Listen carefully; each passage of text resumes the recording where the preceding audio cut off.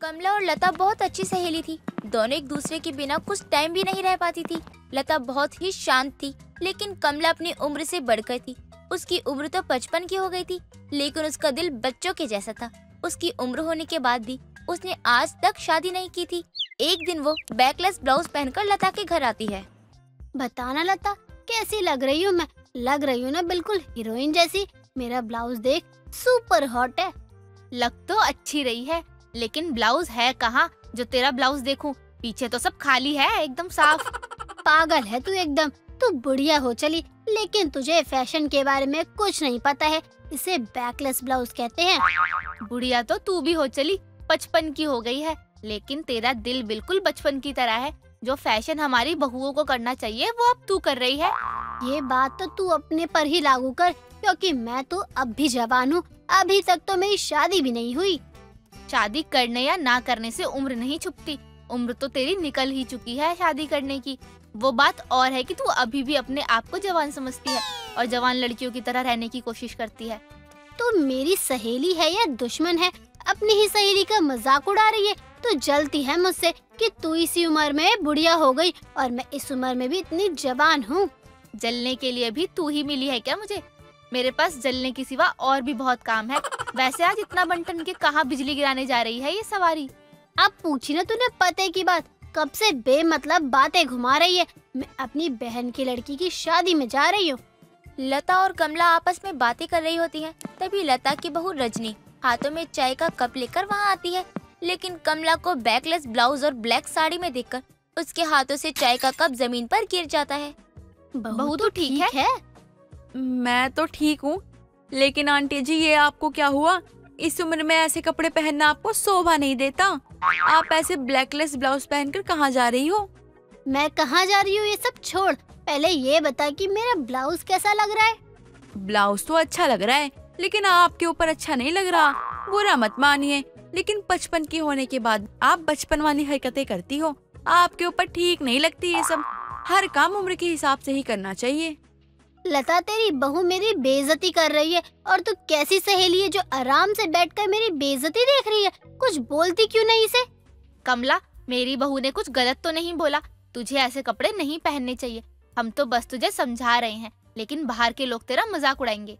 मुझे तो लगता है मैंने आकर ही गलती कर दी। मुझे तुम लोगों के पास आना ही नहीं चाहिए। कमला इतना कहकर गुस्से में वहाँ से चली जाती है। दिन बीतते हैं। तभी एक दिन वो शॉर्ट ड्रेस पहनकर मार्केट में रजनी से टकरा जाती है और अनजाने में उसे बिना देखे बोलती है, सॉरी मैडम, मैंने आपको देखा नहीं। बहू, मैं मैडम नहीं, तेरी कमला आंटी हूँ। देख, तू भी मेरी उम्र देखकर मात खा गई ना। हाय राम आंटी जी, आपने ये क्या कपड़े पहने हैं? बस यही पहनना बाकी रह गया था क्या? अरे तो चिल्ला क्यों रही है? और please you call me baby not aunty. मैं तुझे इस ड्रेस में आंटी दिखाई दे रही हूँ क्या? जवानों वाले कपड़े पहनने से इंसान की उम्र छिप नहीं जाती। ये बुढ़ापे में लड़की बनकर घूमने से कोई फायदा नहीं है, इसलिए थोड़ा अपने ऊपर कंट्रोल रखिए और ये बचपना छोड़ दीजिए। बहू, उस दिन जो तूने बोला वो मैंने इसीलिए बर्दाश्त कर लिया क्योंकि मैं तेरे घर में थी, लेकिन आज नहीं करूँगी। अगर मैं अपने आप को यंग समझती हूँ तो उसमें तुम लोगों को क्या परेशानी है? मैं अपनी लाइफ को जीना चाहती हूँ। इस तरह से अपनी उम्र से बाहर जाकर? उम्र से बाहर जाने वाली बात नहीं है। मैं अपने जीवन को खुलकर जीना चाहती हूँ। हर वो काम करना चाहती हूँ जो मैं नहीं कर पाई, और अभी मेरी उम्र ही क्या है? आंटी जी, आपका कुछ नहीं हो सकता।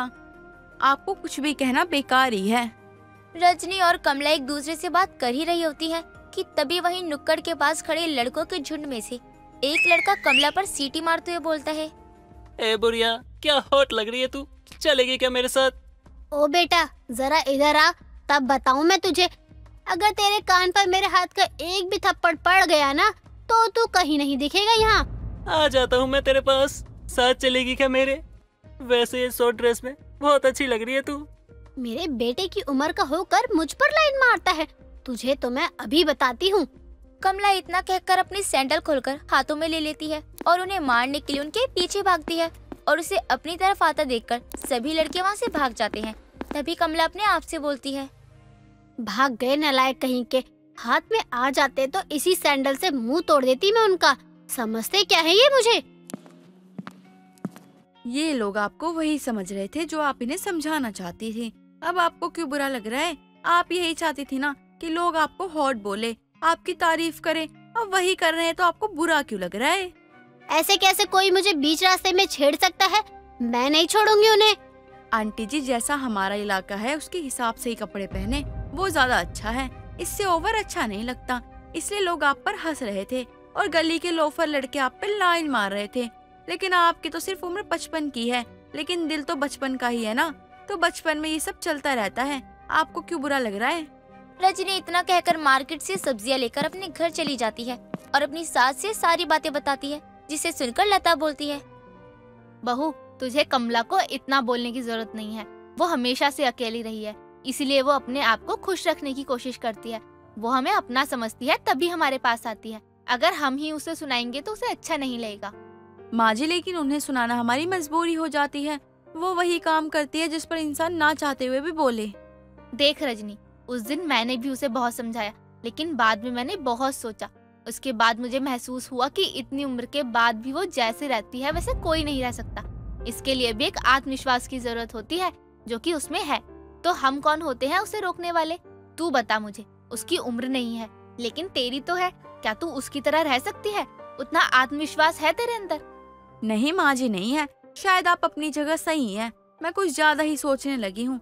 आज के बाद मैं उन्हें कुछ नहीं बोलूंगी। हाँ, वही सही रहेगा।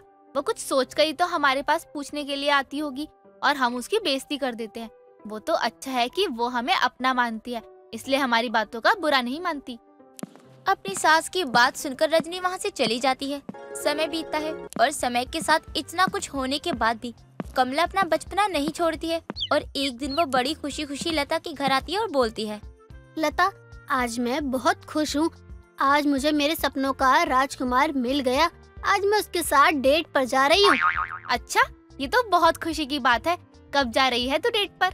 जाने को तो आज ही सोच रही हूँ, लेकिन मुझे यहाँ कहीं अच्छी कोई जगह पता ही नहीं है और वो इस शहर में नया है। इसमें तो मैं तेरी कोई मदद नहीं कर सकती, क्योंकि आज तक मेरे पति मुझे कभी बाहर नहीं लेके गए। तो क्या मेरी डेट अधूरी रह जाएगी? मैं कहीं नहीं जा पाऊंगी। कमला उदास होकर बैठ जाती है। तभी लता का बेटा अनीश, जो कि दरवाजे पर खड़ा होकर सारी बातें सुन रहा था, अंदर आकर मुस्कुराते हुए बोलता है, नहीं मेरी कूल आंटी, आपको निराश होने की जरूरत नहीं है। मेरे एक दोस्त का रेस्टोरेंट है, मैं आपका टेबल वहीं बुक कर देता हूँ। आप अपने पार्टनर को वहीं लेके चले जाना और अच्छे से अपनी डेट का एंजॉय करना। तू मेरा सबसे अच्छा बच्चा है। तू ही इस घर में है जो मुझे समझता है। कोई बात नहीं आंटी जी, ये लोग उम्र के साथ बूढ़े हो गए हैं, लेकिन आप तो अभी भी जवान हो। आपकी उम्र बेशक 55 हो गई है, लेकिन आपका दिल अभी भी बचपन है। जिंदगी एक बार मिलती है, बार बार नहीं। और अच्छे से डेट करके कोशिश करना कि शादी तक बात चली जाए। अनीश की बात सुनकर कमला खुशी खुशी वहाँ से चली जाती है और इस तरह से आखिर में कमला की तलाश खत्म हो जाती है और 55 में ही सही, लेकिन उसे उसका हमसफर मिल ही जाता है। रागिनी एक छोटे से गांव की साधारण सी लड़की थी, जो अपनी माँ सरला, पिता प्रदीप और अपने बड़े भाई संदीप के साथ रहती थी। रागिनी अपने माता पिता की खेती करने में कभी कभी हाथ बटा दिया करती थी। रागिनी को बचपन से ही मिट्टी खाने की आदत थी। जैसे ही उसको मौका मिलता, वो चुपके से मिट्टी खा लिया करती। और इस बात से रागिनी के माता पिता बिल्कुल अनजान थे। एक दिन रागिनी के लिए एक बड़े शहर से अनुज नाम के लड़के का रिश्ता आता है। अरे यो भाग्यवान बेटा संदीप, क्या हो गया? क्यों पूरा घर सर पे उठा रखा है? अरे अपनी रागिनी खातिर बड़े शहर तक तेरे छोरे का रिश्ता आया है। ये तो बहुत ही खुशी की बात है पिताजी। तो कब आ रहे हैं लड़के वाले? हाँ, कल ले आओगे। अगले ही दिन अनुज अपनी माँ तेजस्विनी और अपने पिता सोमपाल के साथ रागिनी को देखने उसके गांव आते हैं। आओ जी आओ, और में कोई तकलीफ तो नहीं हुई? अरे अरे नहीं भाई साहब, कोई तकलीफ नहीं हुई। अब तो आप लड़की दिखा दीजिए, बाकी बातें होती रहेंगी। सरला रागिनी को लेकर आती है, जहां अनुज के घर वाले रागिनी को देखते ही रह जाते हैं। कुछ ही दिनों में रागिनी और अनुज की शादी हो जाती है, जहां रागिनी अपने ससुराल की सारी जिम्मेदारियां बखूबी संभाल लेती है वहीं दूसरी ओर उसके ससुराल वाले उसको अपनी पलकों पर बिठा कर रखते हैं। पर शहर में रागिनी को कहीं पर भी मिट्टी नहीं मिलती। ऐसे ही एक दिन बैठे बैठे रागिनी सोचने लगती है, यहाँ तो कुछ भी नहीं है, मिट्टी भी नहीं है, क्या करूँ? यहाँ से तो मेरा गांव ही अच्छा था। धीरे धीरे रागिनी की मिट्टी खाने की तलब बढ़ने लगती है। तभी एक दिन रागिनी पौधों में से पानी देते हुए थोड़ी सी मिट्टी निकालकर खा लेती है, जिसके बाद रागिनी रोज ऐसे ही पौधों को पानी देने के बहाने से उसमें से मिट्टी निकालकर खा जाती थी। तभी एक दिन तेजस्विनी रागिनी को मिट्टी खाते हुए देख लेती है। बहू, अरे क्या है ये सब? कुछ भी तो नहीं माँ जी। तेजस्विनी रागिनी को बहुत डांटती है, जिस पर रागिनी बोलती है, माँ जी मुझे माफ कर दीजिए, अब से नहीं खाऊंगी, पक्का। ठीक है, पर अगर आगे से ये सब मैंने देखा ना तो ठीक नहीं होगा तेरे लिए। पर रागिनी अपनी हरकतों से बाज नहीं आती। मजबूरन तेजस्विनी को घर में से सारे पौधे हटाने पड़ते हैं ताकि रागिनी मिट्टी ना खा सके। कुछ दिन यूं ही बीत जाते हैं और रागिनी प्रेग्नेंट हो जाती है और ये खबर सुनकर सभी घर के बहुत ही ज्यादा खुश होते हैं।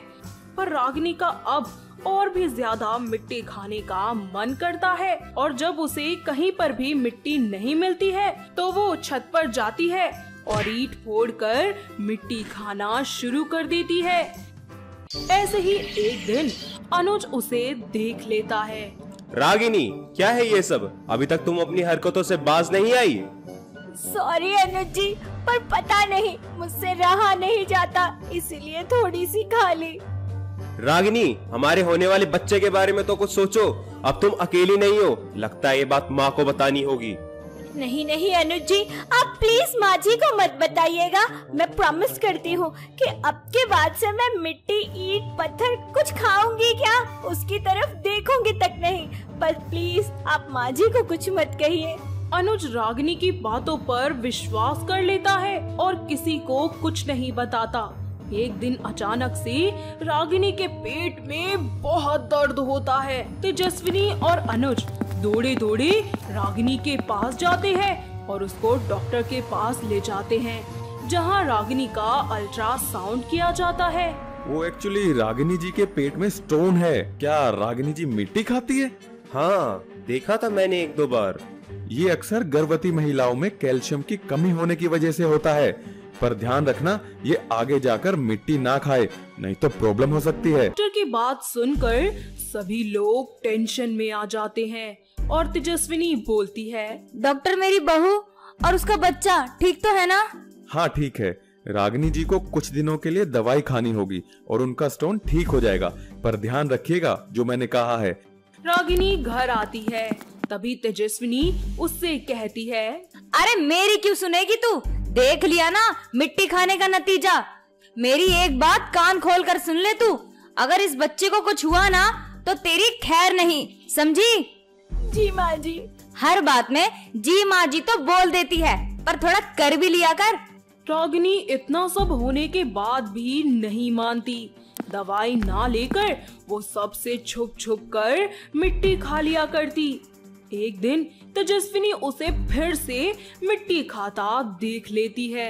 अरे ओ करमजली, अरे मान जा, छोड़ दे ये सब खाना, नहीं तो मर जाएगी एक दिन।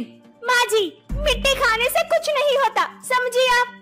अरे कुछ नहीं होता तो ये पथरी कैसे आ गई तेरे पेट में? माँ जी, ये सब तो एकदम नॉर्मल है, और किसने कहा आपसे कि ये सब मिट्टी खाने की वजह से ही होता है? अरे जो लोग मिट्टी नहीं खाते उनको भी तो ये प्रॉब्लम हो जाती है, उन्हें किसका नाम देंगी आप? रागिनी किसी की नहीं सुनती और उसकी मिट्टी खाने की इतनी ज्यादा तलब बढ़ जाती है, अब वो ना तो किसी की सुनती और ना ही किसी से डरती थी। यहाँ तक कि उसने दवाइयाँ लेना भी बंद कर दिया था। कुछ दिन यूं ही बीत जाते हैं। रागिनी के पेट में एक बार फिर से बहुत तेज दर्द होता है और इस बार ये दर्द पहले से भी ज्यादा होता है। रागिनी की ये हालत देखकर अनुज जल्दी से रागिनी को डॉक्टर के पास ले जाता है, जहां डॉक्टर रागिनी का चेकअप करते हैं और बोलते हैं, अनुज जी, मैंने आपको पहले ही बोला था कि रागिनी की कुछ दिन के लिए दवाई चलेगी, पर उन्होंने ना तो दवाई ली है और ना ही आप लोगों ने उनका ध्यान रखा है। अगर आज आप लोग उनका ध्यान रखते तो ये दिन नहीं आता। क्या हुआ डॉक्टर, मेरी रागिनी और मेरा होने वाला बच्चा ठीक तो है ना? नहीं, हमें अभी के अभी इंस्टेंट ऑपरेशन करना पड़ेगा रागिनी का, और हाँ, हम माँ और बच्चे में से किसी एक को ही बचा सकते हैं। डॉक्टर की बातें सुनकर अनुज और उसके घर के सभी लोग रोने लगते हैं। थोड़ी देर बाद ऑपरेशन हो जाता है। कुछ देर बाद रागिनी को होश आता है। होश में आने के बाद तेजस्विनी उससे कहती है, अब तो खुश है ना तू? अरे मिल गई तेरे दिल को ठंडक। क्या हुआ माँ जी? अरे नास पिटी, अरे होने के लिए बचा ही क्या है अब? तूने तो कर ली ना अपनी मनमानी। अपनी सास की ऐसी बातें सुनकर रागिनी बहुत डर जाती है और बार बार पूछने लगती है, कोई मुझे बताएगा कि बात क्या है? रागिनी के बार बार पूछने पर अनुज उसे सारी बात बताता है, जिसे सुनकर रागिनी बहुत रोती है और बोलती है, ये सब कुछ मेरी वजह से हुआ है। अगर मैंने आप सबकी बात मान ली होती तो मेरे साथ ऐसा कुछ नहीं हुआ होता। रागिनी को अपनी गलती का एहसास हो जाता है और वो सभी से माफी मांगते हुए कहती है, माँ जी, अनुज जी, मुझे माफ कर दीजिए। मैं कसम खाती हूँ कि आज के बाद मैं मिट्टी को छूऊंगी तक नहीं और ना कभी खाऊंगी। प्लीज मुझे एक आखिरी मौका दे दीजिए। रागिनी के घर वाले रागिनी को पश्चाताप की आग में जलता हुआ देखकर उसे माफ कर देते हैं। अब रागिनी मिट्टी खाना तो दूर, उसके बारे में भी नहीं सोचती। धीरे धीरे दिन निकलते जाते हैं और रागिनी एक बार फिर से प्रेग्नेंट हो जाती है और इस बार वो डॉक्टर की और अपने घर वालों की सारी बातें मानती है, जिसके बाद सभी लोग एक साथ खुशी खुशी रहना शुरू कर देते हैं। तो दोस्तों, कैसी लगी आपको हमारी ये मिट्टी खाने वाली बहू? क्या आपके घर के आसपास भी है कोई ऐसी बहू जिसे मिट्टी खाने का इतना ज्यादा शौक हो? अगर हाँ, तो उसे ये वीडियो दिखाइए और हमें कमेंट करके बताइए। शांति देवी के एक बेटा नितिन और एक बेटी इशिका थी। शांति देवी के पति का देहांत काफी समय पहले हो गया और उसने अकेले ही अपने बच्चों की परवरिश की थी। शांति देवी का बेटा नितिन अब शादी लायक हो चुका था और शांति देवी उसके लिए एक सुंदर सी लड़की पसंद करके उसकी शादी कर देती है और विदा होकर जब उसकी बहू अपने ससुराल की चौखट पर गृह प्रवेश के लिए खड़ी होती है, तभी शांति देवी की पड़ोसन जानकी कहती है, अरे शांति बहन, तुम्हारी बहू सुंदर तो है, लेकिन तुमने तो कहा था कि वो एक पतली दुबली हिरनी की जैसी है, लेकिन जरा इसे तो देखो, ये तो कितनी मोटी है। मैं भी यही सोच रही हूँ। जब हम बहू को देखने गए थे तब तो ये सूट में एकदम स्लिम ट्रिम लग रही थी, इतनी जल्दी मोटी कैसे हो गई? क्यों बहू, शादी की खुशी में कुछ ज्यादा ही खाना खा लिया क्या, जो इतनी फैल गई? मोनिका वहाँ खड़ी सभी औरतों की और अपनी सास की बात सुनती है तो बीच में ही बोल पड़ती है, नहीं नहीं माँ जी, आप गलत सोच रही हैं। मैं अभी भी उतनी ही पतली हूँ। अच्छा बहू, मतलब हम सब झूठ बोल रहे हैं? नहीं नहीं, मेरा मतलब है कि मैं मोटी ज्यादा कपड़े पहनने की वजह से लग रही हूँ। पतली मैं अभी भी उतनी ही हूँ जितनी की माँ जी मुझे देख कर गई थी। पर बहू, तूने इतने कपड़े क्यों पहन रखे हैं? अभी इतनी ठंड तो नहीं आई। हाँ बहू, अभी तो अक्टूबर का ही महीना शुरू हुआ है, तुझे अभी से इतनी ठंड क्यों लग रही है? तुझे बुखार शुखार तो नहीं है ना? ला जरा देखूं। नहीं नहीं आंटी जी, मुझे कोई बुखार नहीं हुआ है, तो मुझे बचपन से ही बहुत ज्यादा ठंड लगती है। अच्छा, चल कोई बात नहीं बहू, आजा घर के अंदर आजा, अब थक गई होगी। अब शांति देवी अपनी बहू मोनिका का गृह प्रवेश करती है और घर में लेकर आती है। अब मोनिका और नितिन आराम करने के लिए अपने कमरे में चले जाते हैं। ऐसे ही समय गुजरता है और मोनिका अपने ससुराल की सभी जिम्मेदारियां बहुत अच्छे से संभालती है। लेकिन ठंड जैसे जैसे बढ़ रही थी, शांति देवी की बहू मोनिका को कई दिक्कतें होने लगी थी। जैसे ज्यादा कपड़े पहनने की वजह से उसे घर के काम करने में परेशानी हुआ करती।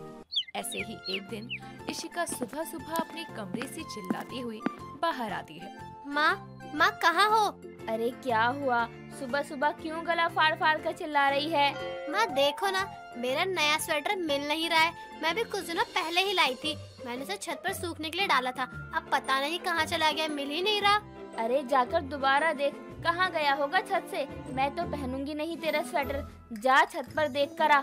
माँ मैंने एकदम अच्छे से छत का कोना कोना देख लिया, लेकिन मुझे कहीं नहीं मिल रहा है। देखना, मुझे कॉलेज के लिए भी लेट हो रहा है। इशिका इतना बोल ही रही थी कि तभी मोनिका अपने कमरे से बाहर आती है तो इशिका उसे देखकर कहती है, अरे भाभी, ये स्वेटर आपके पास है?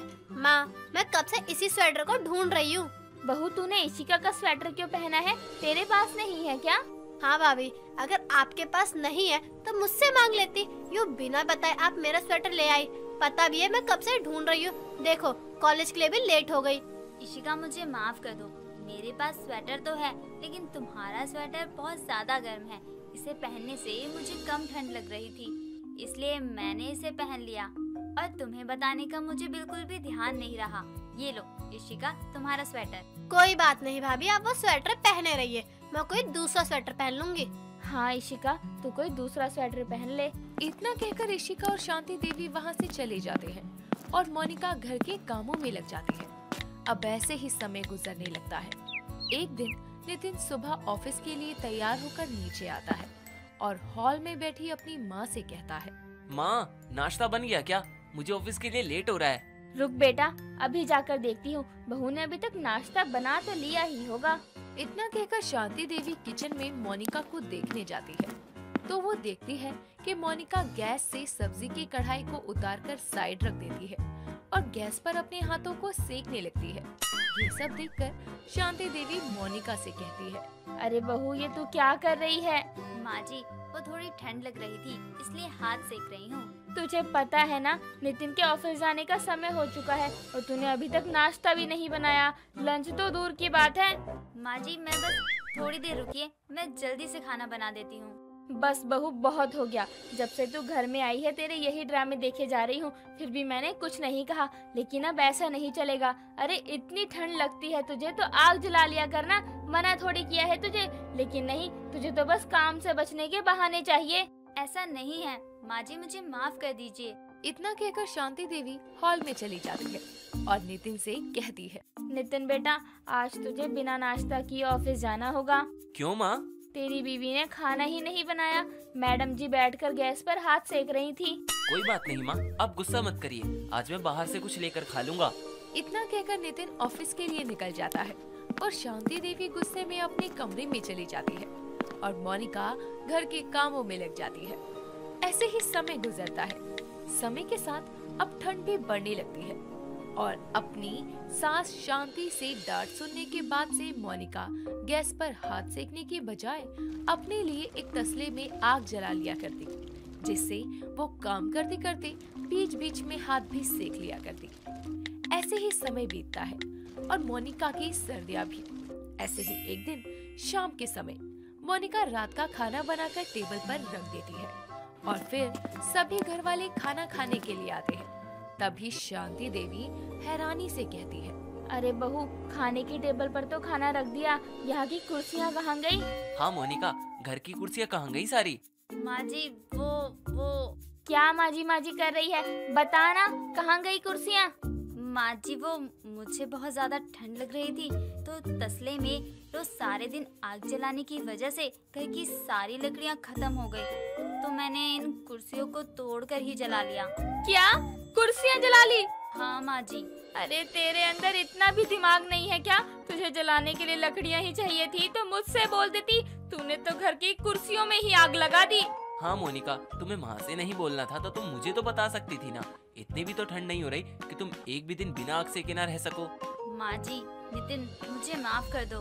हाँ, पहले बर्बाद कर दो फिर माफी मांग लो। तेरा क्या भरोसा कल को घर में आग लगाकर उसमें भी हाथ सेकना शुरू कर दे। हे भगवान, मैं क्या करूँ इस औरत का। माँ जी सुनिए तो। इतना कहकर शांति देवी गुस्से में बिना रात का खाना खाए अपने कमरे में चली जाती है और नितिन भी अपने कमरे में सोने के लिए चला जाता है। मोनिका को अपनी सास की बात का बहुत बुरा लगता है और उसे ये भी पता होता है कि वो गलत कर रही है, लेकिन वो अपनी ज्यादा ठंड लगने की आदत से बहुत परेशान थी। ऐसे ही समय गुजरता है और यूं ही मोनिका कभी कुछ जलाकर तो कभी कुछ चीजों का सहारा लेकर अपनी ठंड को कम करने की कोशिश किया करती। ऐसे ही एक दिन शांति देवी कुछ लोगों के साथ घर में आती है, जिन्हें देखकर मोनिका कहती है, माँ जी ये लोग कौन है और इनके हाथ में हीटर? बहू थोड़ी देर सब्र कर, फिर मैं तुझे सब बताती हूँ। ठीक है माँ जी। अब कुछ ही देर में वो सभी लोग घर में 3-4 हीटर फिट करके चले जाते हैं और शाम को जब सब घर वाले खाना खाने बैठते हैं तो नितिन कहता है, माँ घर में इतने सारे हीटर, इन सब की क्या जरूरत थी? हाँ माँ जी, मैंने ये सभी हीटर बहू के लिए लगवाए हैं। हम सभी जानते हैं कि बहू को बहुत ज्यादा ठंड लगती है, जिसकी वजह से उसे घर के काम करने में भी दिक्कत होती है और साथ ही घर में तसले में आग जलाने की वजह से घर भी काला हो जाता है। अब घर में हीटर लग गए हैं तो घर गर्म रहेगा, जिससे बहू को कम ठंड लगेगी। शांति देवी की ये बातें सुनकर नितिन और मोनिका खुश हो जाते हैं और अब से मोनिका को गर्म घर में रहने की वजह से कम ठंड लगती है और अगर लगती भी तो वो हीटर में ही हाथ सेक लिया करती है।